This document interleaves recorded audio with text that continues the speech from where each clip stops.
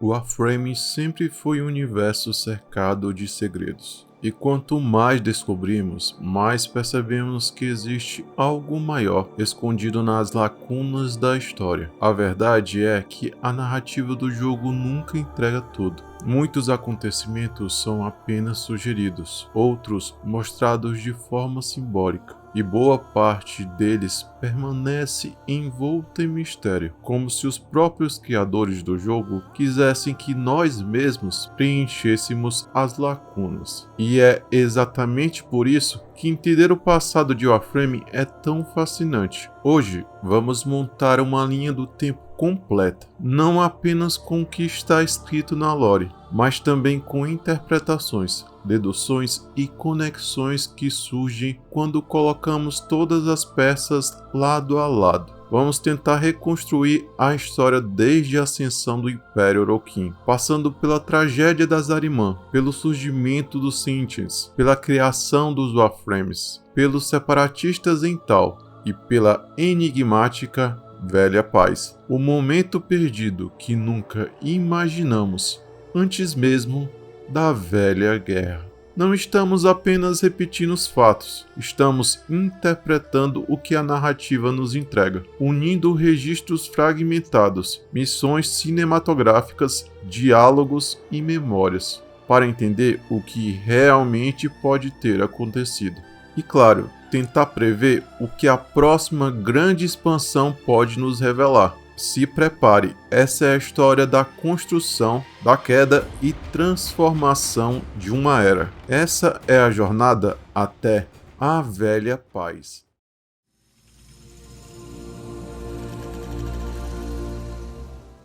Para entender o que está por vir em A Velha Paz, precisamos voltar ao início, não ao começo da guerra, mas ao nascimento de uma ideia, o Império Orokin. Toda civilização poderosa nasce com uma promessa de ordem, progresso e imortalidade. Mas quando o Império cresce demais, inevitavelmente cresce também a distância entre quem governa e quem serve. Com os Orokin, isso não foi diferente. Pelo contrário, foi levado ao extremo. Os Orokin se viam como seres perfeitos, quase divinos, destinado a moldar todo o sistema origem. E dentro desse sistema, as classes eram separadas não apenas socialmente, mas biologicamente. No topo estavam os próprios Orokins, imortais, opulentos, cobertos de ouro, vivendo em uma perfeição artificial, criado às custas de incontáveis vidas. Eles eram protegidos por seus guerreiros de elite, os Dex, soldados lendários, disciplinados, reverenciados, mas que no final nem eram donos de si mesmo. Sua obediência não vinha da honra, mas do controle absoluto da Cova, uma substância única que amarrava sua vontade aos caprichos do Império. Não havia escolha, não havia livre-arbítrio. Era uma lealdade cativada pela força. Podemos falar também dos Grynis, clones criados em massa, falhos, descartáveis, moldados para o trabalho pesado, uma força de trabalho quase escrava, instruída a obedecer sem questionar, uma ferramenta e não um povo. De uma visão superficial, já podemos notar uma estrutura social rígida, desigual e opressora, que plantou sementes de frustração, dissidência e ódio silencioso por todo o sistema origem. Muitos aceitavam, outros se resignavam, mas alguns começavam a questionar como um império que fala de perfeição pode sobreviver apoiado no sofrimento de tantos. Ainda assim, os Urokins prosperavam. Seus avanços tecnológicos eram grandiosos. Eles terraformaram planetas, alteraram a genética de espécies inteiras, manipularam a própria morte e estenderam suas vidas para sempre. E com essa força conquistaram todo o sistema origem, planeta por planeta, colônia por colônia. Mas o Império nunca se satisfaz. Quando chega ao limite de suas fronteiras, a ambição exige mais. E assim nasceu a nova obsessão Orokin, expandir além do sistema origem. Eles tinham poder, tinham recursos, tinham soldados perfeitos, mesmo que controlados, mas também tinham um problema que não podiam ignorar. O Império estava consumindo mais do que o próprio sistema podia oferecer. Flora destruída, fauna extinta, recursos drenados sem qualquer preocupação, colônias inteiras sacrificadas em nome de uma ambição sem igual. E diante disso, surgiu uma promessa tentadora demais para se ignorar. Um novo sistema estelar, distante, mas parecido com o nosso. Tal não era apenas expansão, era sobrevivência, era ambição, era a chance de recomeçar ou de repetir todos os erros em um novo cenário. Porém, havia um obstáculo. Tal era longe demais, mesmo com a incrível tecnologia Orokin. Era inacessível, um sonho impossível, até que algo ou alguém mudaria tudo.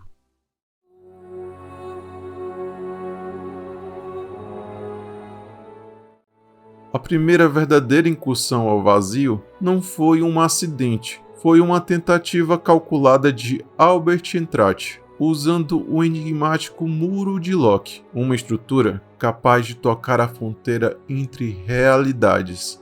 Albert encontrou a brecha que procurava, e pela primeira vez, um ser humano entrou de fato no vazio. Mas o que ele encontrou lá dentro não foi conhecimento, foi indiferença. Uma presença insondável, antiga e desprovida de qualquer emoção reconhecível. Esse encontro custou caro. No processo ele ficou deformado e nunca mais foi o mesmo. Mas daquele encontro ele obteve um tesouro. Um polegar daquela entidade foi cortado e ficou preso dentro do sistema origem. Para Albert, aquele pedaço obtido era tanto um aviso quanto uma maldição. Os Orokin, entretanto, pensavam o contrário. O dedo amputado, ainda marcado pela energia do vazio, tornou-se um objeto de estudo. Eles o replicavam, manipularam sua estrutura e acabaram criando um instrumento de navegação, uma chave capaz de orientar máquinas e naves através daquela dimensão impossível. E foi assim que surgiu a ideia que mudaria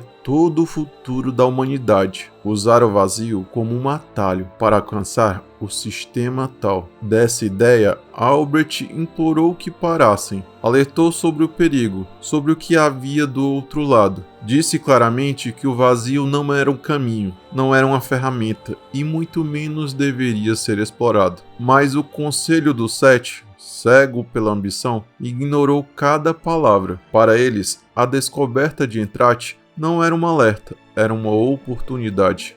E assim, contra a vontade do único homem que realmente compreendia de fato o vazio, o Império Orokin abriu a porta que jamais deveria ter sido tocada.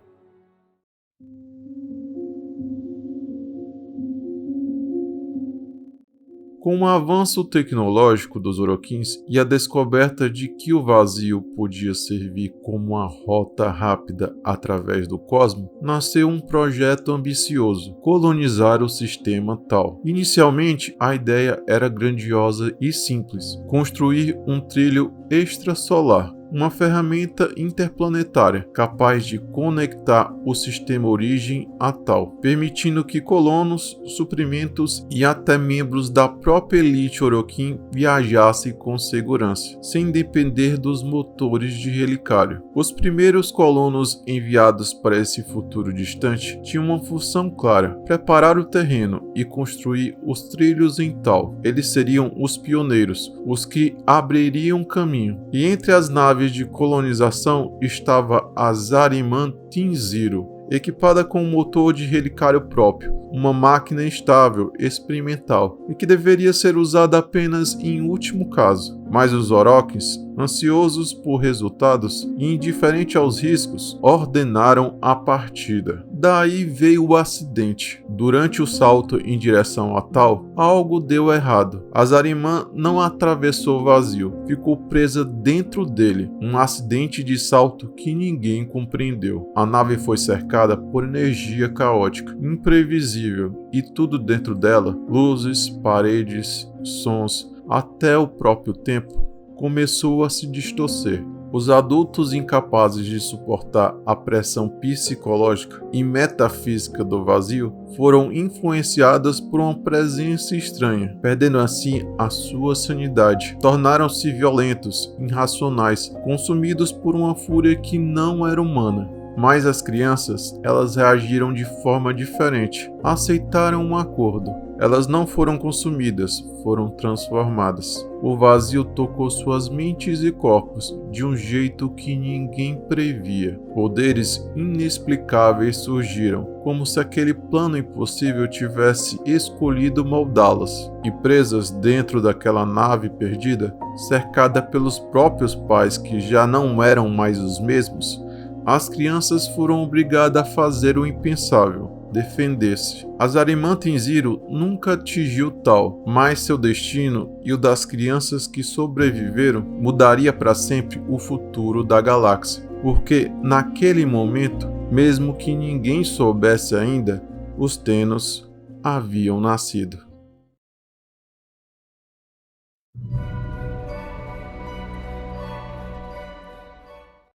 Ao chegarmos a esse ponto da nossa linha do tempo, dois acontecimentos passam a existir em paralelo. Ambos nascem da consequência da tragédia da Zarimã, e ambos moldaram o futuro do sistema Origem, cada um à sua maneira. De um lado, temos o que ficou conhecido como o Encontro dos Tennos, o momento em que as crianças da Zarimã são finalmente resgatadas, reconhecidas e temidas. É aqui que seus poderes começam a ser compreendidos, ou pelo menos observados. Do outro lado, surge um novo plano de construção do trilho solar para Tal, uma reformulação completa da estratégia colonial. Essas duas linhas caminham lado a lado e, inevitavelmente, convergem para um marco histórico. A Velha Paz, o período de aparente estabilidade antes da Guerra Total. Mas antes de chegar lá, precisamos entender o primeiro desses eventos em detalhes, e assim seguimos para a próxima etapa, o Encontro dos Tennos. Após dias, talvez semanas, perdidas em um lugar onde o tempo não obedece às regras, a Zarimã Tenziro foi finalmente encontrada. A nave surgiu à deriva no vazio, detectada por uma das expedições de exploração Orokin, que vasculhavam aquela dimensão em busca de respostas. Quando a Zarimã foi abordada, encontraram um silêncio quase absoluto. Nenhum adulto havia sobrevivido. Nenhum, mas as crianças estavam lá, e elas não eram as mesmas que embarcaram rumo ao sistema Tal. Os relatos descrevem jovens confusos, traumatizados e profundamente marcados pelo que presenciaram. Não era apenas o choque psicológico de enfrentar a transformação violenta de seus pais, era algo mais. Elas estavam diferentes fisicamente, como se o vazio tivesse reescrito parte de quem elas eram. Poderes surgiam de forma instável, luz que se curvava ao redor delas, objetos que se moviam sozinhos, surto de energia sem explicação. E sem treinamento, sem orientação e dominadas pelo trauma, esses poderes explodiam de maneira caótica. Foi assim que nasceu o apelido que marcaria o início de sua existência. Demônios do Vazio. Não era um título oficial, era medo, era superstição, era a reação natural dos Orochis diante de algo que não conseguiam compreender e que os ameaçava apenas por existir. Somente muito depois, quando o Império descobriu como controlar, direcionar e, em certa forma, domesticar essa energia, é que essas crianças receberam outro nome, um nome que ecoaria pela história: os Tenno.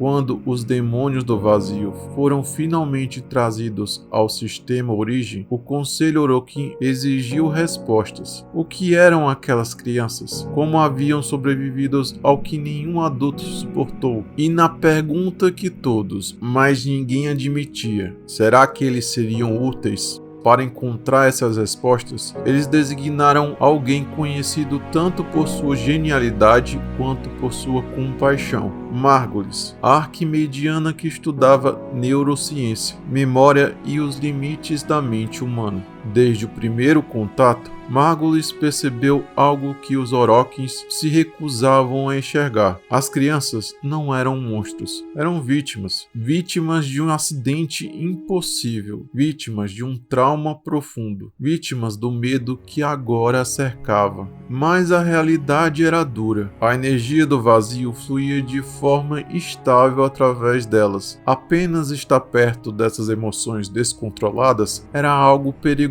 para elas mesmas e para todos ao redor. Os poderes eram grandes demais para corpos tão pequenos e mentes tão quebradas. Diante disso, Margulis propôs uma solução radical, um lugar onde as crianças pudessem ser protegidas e ao mesmo tempo contidas. Assim nasceu o Reservatório, um complexo oculto na lua da Terra, onde inúmeras cápsulas somáticas foram instaladas. Essas cápsulas, projetos derivados dos estudos de Margulis, funcionavam como casulos sensoriais, capazes de domar a energia do vazio, canalizando assim de forma segura. A essa altura, muitos relatos sugerem que Margulis já havia perdido a visão, um sacrifício que pode ter ocorrido em suas pesquisas pelo bem das próprias crianças. Talvez por isso, ou talvez por pura empatia, ela tomou uma decisão que contrariava diretamente os interesses dos Orokins. Ela fez as crianças esquecerem a carnificina Nazarimã, esquecerem o terror, o desespero e, acima de tudo,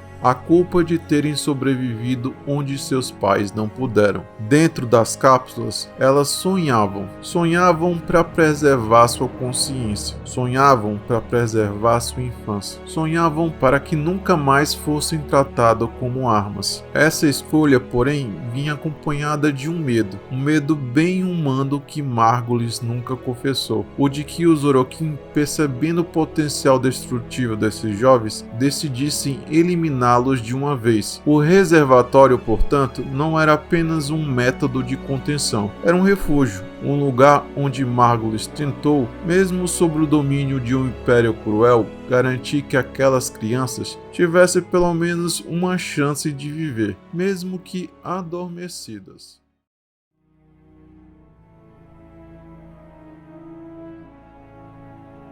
Embora o reservatório mantivesse as crianças vivas e estáveis, ele também as aprisionava. Elas sonhavam, mas não viviam. Não podiam correr, tocar, explorar ou simplesmente existir fora das cápsulas somáticas. Para Margulis, aquilo era uma prisão, silenciosa, delicada, mas ainda assim uma prisão. E foi nesse dilema que nasceu a pergunta que guiaria sua maior criação: como dar um corpo às crianças sem colocá-las em risco?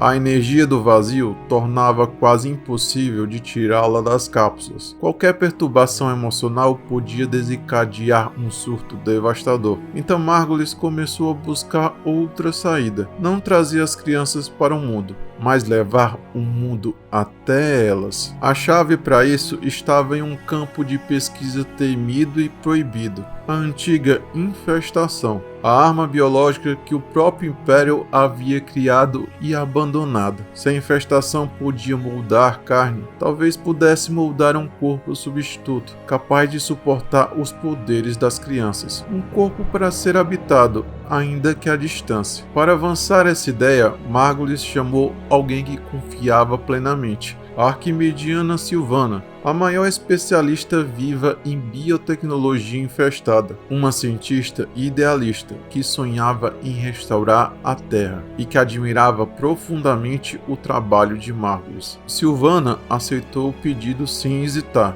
Juntas, elas criaram algo absolutamente novo, uma conexão neural capaz de transferir consciência, emoção e intenção para um corpo biotecnológico. Não uma cópia, não uma duplicada permanente, mas uma transferência temporária, fluida, reversível. E assim nasceu um dos primeiros Warframe, a Titânia. Para as crianças, aquilo poderia significar um pouco de liberdade. Pela primeira vez desde as Ahriman, poderiam sentir algo além de medo e o peso do trauma. Mas os Oroquins viram outra coisa, viram um potencial militar. Viram que aquelas crianças, conectadas a corpos híbridos e resistentes, poderiam ser transformadas em armas perfeitas, algo que Margulis jamais desejou, mas que o Império logo exigiria. Mesmo sabendo disso, o efeito era extraordinário. É verdade que os Oroquins já dominavam a transferência de memória e consciência, como na cefalização e na continuidade, mas nunca havia realizado um processo de transferência tão único. A transferência não nasceu como uma arma, nasceu como um gesto de misericórdia, um jeito de fazer aquelas crianças viverem, mesmo enquanto dormiam.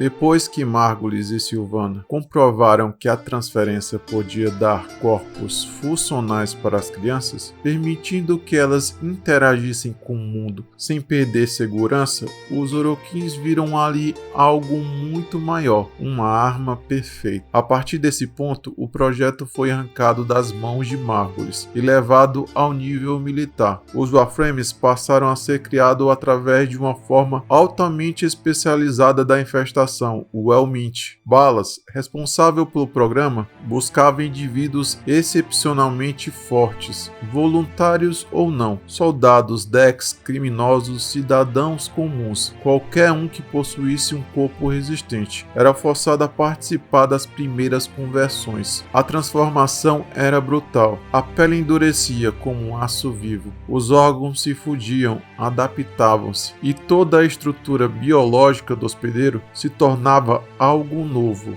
algo nascido da infestação, mas ainda preso à sua forma original. Mas o preço era devastador. A maioria perdia completamente a voz, incapaz de articular a linguagem humana. Só restavam gritos metálicos, uivos e gemidos, ecos do sofrimento preso dentro daquela nova casca. Apesar disso, muitos dos Warframes ainda mantiveram fragmentos de sua mente. Alguns lutavam por controle, outros eram consumidos pela loucura. Houve casos de consciência preservada o suficiente para lembrar quem eram e odiar o que haviam se tornados. O projeto Warframe era, ao mesmo tempo, uma maravilha biotecnológica e um testemunho cruel do que os Oroquins estavam dispostos a sacrificar, tudo em nome do controle.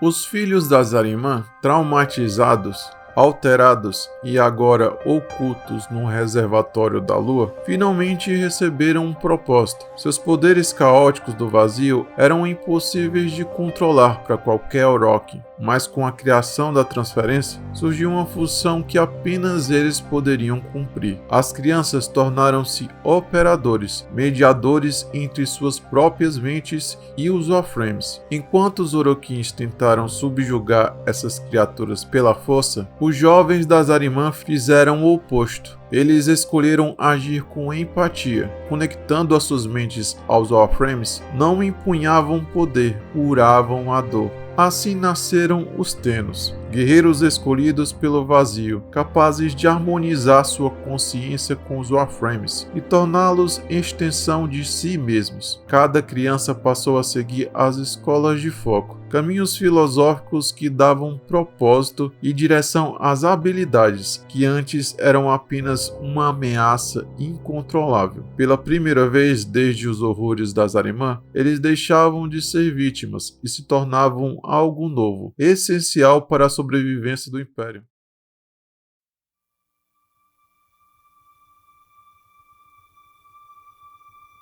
Agora que exploramos o destino da Zariman Zero e o surgimento do Tenno, voltamos no tempo para seguir a segunda linha de eventos, que nascia paralelamente: o novo plano de construção do trilho solar para Tal, a construção do trilho extrasolar. Com o desaparecimento da Zariman Zero e nenhuma resposta clara sobre o que realmente havia acontecido, o Conselho Orokin viu-se diante de um impasse. O sonho de colonizar Tal continuava vivo, mas a confiança dos motores de relicário estava abalada. Era preciso encontrar uma solução mais estável, mais segura e menos imprevisível que o vazio. Foi nesse contexto que Perintol, um arquimediano de mente ousada e perigosamente avançada, apresentou uma proposta radical: utilizar robôs inteligentes e adaptáveis. Essas máquinas, ainda sem nome, seriam projetadas não apenas para sobreviver, mas para construir. Trabalhariam num vazio profundo, erguendo a ferrovia extrasolar que conectaria o sistema origem ao sistema Tal. Seriam os pioneiros de uma nova era de expansão Orokin. Mas havia um problema: o Conselho do Sete temia exatamente o que Perintol propunha. A história mostrava que qualquer criação com autonomia suficiente poderia, cedo ou tarde, voltar-se contra os seus criadores. Uma nova rebelião, uma nova ameaça. Seria uma catástrofe. A proposta foi rejeitada, mas Perintol não desistiu. Ele voltou diante do Sete com um argumento decisivo: essas máquinas não seriam independentes, teriam uma fraqueza fundamental, um ponto cego, gravado em sua própria existência: o vazio. A mesma energia misteriosa que consumia Zariman estava sendo meticulosamente estudada pelos Orochi. Perintol sugeriu que o vazio fosse usado como um ponto de controle, uma vulnerabilidade embutida no núcleo desses construtos. Se algum dia se rebelassem, os Orokins poderiam simplesmente expô-los ao vazio, anulá-los completamente, um seguro contra a insurreição. Essa fraqueza acalmou os temores do Conselho, e assim, com relutância transformada em confiança forçada, os Orokins autorizaram Perintol a iniciar o projeto que mudaria para sempre o destino da humanidade, e que acabaria dando origem aos futuros inimigos do Império, os primeiros Sentients.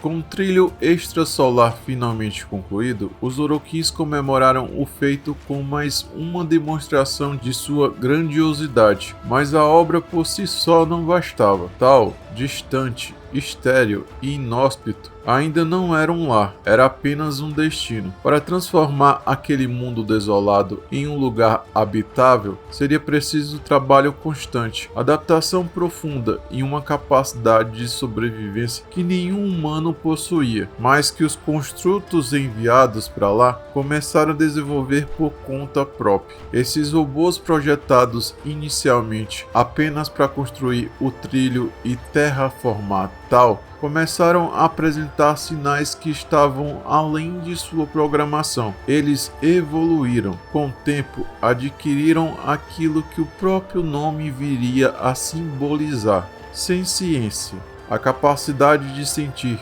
perceber e compreender o mundo ao seu redor. E, ao desenvolver essa autoconsciência, algo inesperado floresceu neles, um instinto de comunidade quase familiar. Passaram a reconhecer seus semelhantes, não apenas como máquinas, mas como um povo. E com isso surgiu o desejo de ter um lugar que pudessem assim chamar de lar.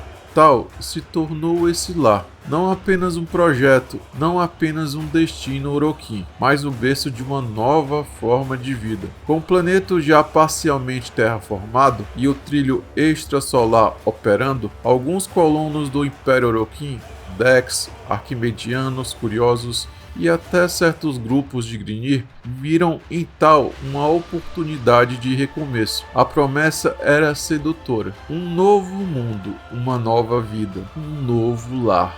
A promessa de um lar tão levemente entregue. Mas essa promessa carregava uma contradição fundamental. Tudo o que os sentientes estavam fazendo, construir, adaptar, evoluir, formar comunidades, era contra sua programação original. Eles foram criados para servir, não para sentir, para terraformar, não para pertencer. Esse desvio sutil, quase invisível à distância, começou a plantar sementes de desconforto dentro do Império. Muitos Orokin e até alguns grupos subordinados, como os Grynis e Dex, temiam que Tal se tornasse mais do que apenas uma colônia, se tornasse uma nova esperança, livre da opressão Orokin. E o Império, baseado no controle absoluto, não tolera esperança que nasce fora de suas mãos.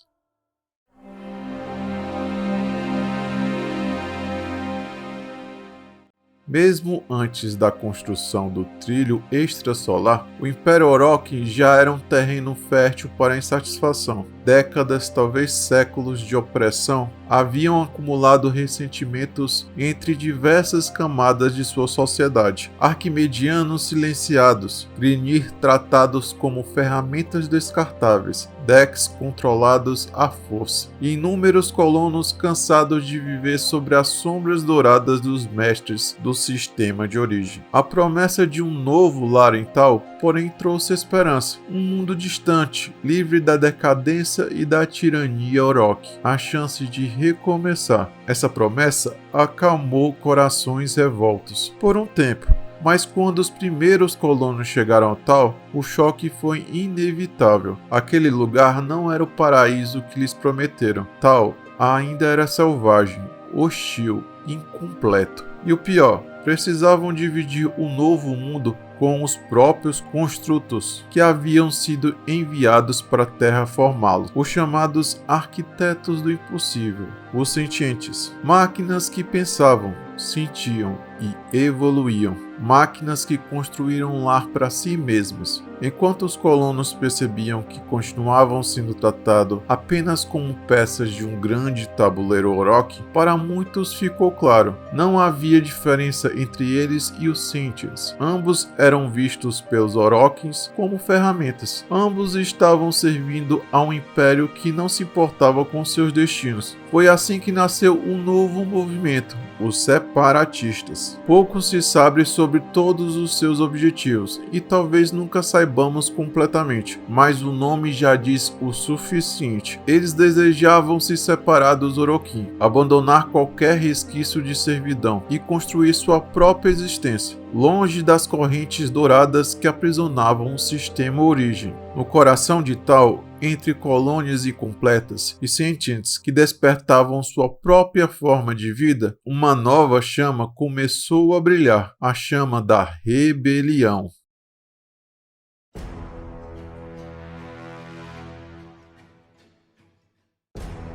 O que descobrimos posteriormente contraria completamente o que muitos acreditavam. Os sentientes lutaram lado a lado com os Tennos, não como inimigos, mas como aliados, ao menos por um breve instante da história. Alguns Tennos foram enviados para Tal, permitindo que estudasse na misteriosa escola de Tauron, onde aprendiam a observar, meditar e compreender o mundo por uma outra perspectiva. Talvez fosse um esforço para aproximá-los dos sentientes, talvez uma tentativa de experimentação cultural, mas está registrado que Tennos e sentientes chegaram a conviver naquele período, mesmo que tenuamente. Enquanto isso, as forças Orokin travavam combates em Tal contra os separatistas, os colonos e Dex que romperam definitivamente com o Império. Essas batalhas pareciam ter um objetivo específico: evitar que os separatistas quebrassem tratados territoriais, mantendo assim o controle Orokin sobre a região. Mas havia algo muito mais profundo acontecendo. Os separatistas queriam independência total, queriam Tal para si, sem a sombra do Império e sem dividir espaços conscientes, que já começavam a formar uma sociedade própria naquela colônia recém-construída. Algo surpreendente aconteceu nesse cenário. As forças separatistas eram compostas por decks. Isso é estranho porque sabemos pela quest A Guerra Interior que os decks eram controlados pela curva, incapazes de trair o Império. Esse fato levanta duas possibilidades perturbadoras. Ou os Orochis nunca deixaram o sistema de origem, enviando apenas forças delegadas e mantendo o controle total. Ou esses decks quebraram o controle do curva, tornando-se uma força independente, o que pela lógica era considerado impossível. Seja qual for a verdade, isso revela o quão profundo era o desgaste dentro da sociedade Orokin.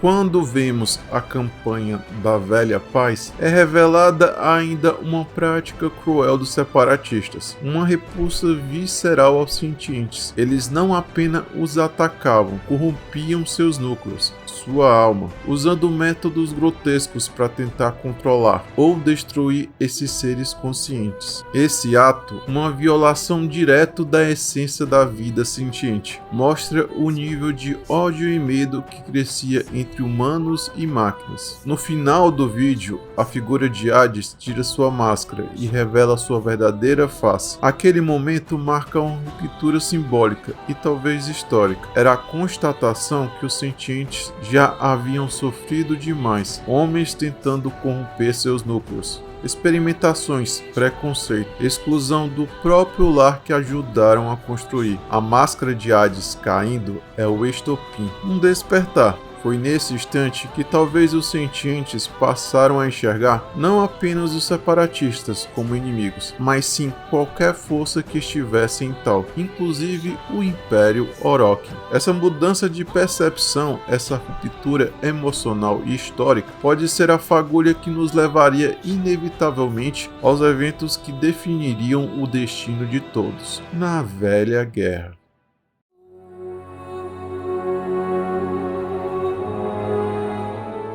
A queda da Velha Paz marcou apenas o prelúdio. Quando as tensões finalmente romperam, os sentientes, seres criados pelo Império para terraformar tal, se voltaram contra os seus criadores. E o primeiro grande ato dessa rebelião foi decisivo. Os sentientes expulsaram os Orochis de tal. Aquele que deveria ser apenas um mundo colônia, se tornou nesse momento o palco da rebelião mais devastadora da história do sistema Origem. Para destruir de vez a ameaça Orochi, os sentientes enviaram uma força de guerra liderada por Hunhal. Nas palavras da própria Lotus, Hunhal era como uma mente singular, capaz de controlar inúmeras unidades sentientes ao mesmo tempo. Um estrategista perfeito, cuja consciência se estendia por cada soldado. Não é claro quantas mentes sentientes estavam plenamente ativas naquele período, mas é certo que a presença de Hunhal ampliava sua força de forma inimaginável. Como primeira estratégia, ele ordenou a destruição completa do trilho extrasolar, isolando tal e impedindo qualquer contra-ataque imediato do Império. No início da guerra, os sentientes mostraram uma capacidade de adaptação absurda. Cada golpe, cada arma, cada estratégia Orokin era rapidamente superada. Mesmo assim, havia algo que eles não podiam prever: os Tennos. Os Tennos, protegidos no reservatório da Lua, conectados a seus Warframes, demonstravam habilidades que nenhum Orokin jamais poderia reproduzir. Eles se adaptavam no campo de batalha de forma tão imprevisível quanto os próprios sentientes, e isso forçou o Império a investir ainda mais. Mais Tennos foram treinados nas escolas de foco. Novos Warframes foram desenvolvidos para lidar com ameaças específicas, e cada vitória Tenno gerava novas táticas para enfrentar a adaptabilidade dos sentientes. Os Tennos se mostraram como a esperança final do Império, mas foi nesse momento crítico que ocorreu uma das traições mais marcantes da história do sistema Origem. Balas, um dos mais influentes entre os Orokins, revelou a Hunhal a fraqueza dos Tennos, o reservatório, uma informação que mudaria completamente o rumo da guerra. Munido dessa vantagem, Hunhal elaborou um plano: enviar um Mimic sentiente disfarçado e destruir o Império por dentro. esse sentiente era Natá, sua filha, que mais tarde seria conhecida como Lotus. Natá executou sua missão com perfeição, até certo ponto. Ela conseguiu sobrepujar as forças Orokin, desestabilizando-as e com o apoio do Tenno, levou o Império a ruir. Mas quando chegou o momento de completar seu objetivo final, eliminar as crianças das Ahriman, algo inesperado aconteceu. Ela recusou. Ao invés de destruir os Tenno, Lotus se voltou contra os seus semelhantes. O vínculo emocional com a criança, o trauma que viu refletido nelas e a crueldade da guerra mudaram sua missão original. Junto dos Tenno e seus Warframes, Lotus liderou o ataque que derrotou a presença sentiente no sistema origem. Não os destruiu completamente, mas os enfraqueceu a ponto de pedir seu avanço imediato. Com o perigo ainda presente, Lotus tomou sua decisão final. Ordenou que os Tennos colocassem o reservatório da Lua dentro do vazio, protegido de qualquer ataque sentiente, e então colocou os operadores para dormir, iniciando o período conhecido como o Segundo Sonho. A velha guerra terminou em silêncio, um silêncio que escondia tanto vitória quanto culpa, tanto esperança quanto medo. Uma guerra vencida, às custas de um império, de uma civilização e das próprias convicções de Lotus.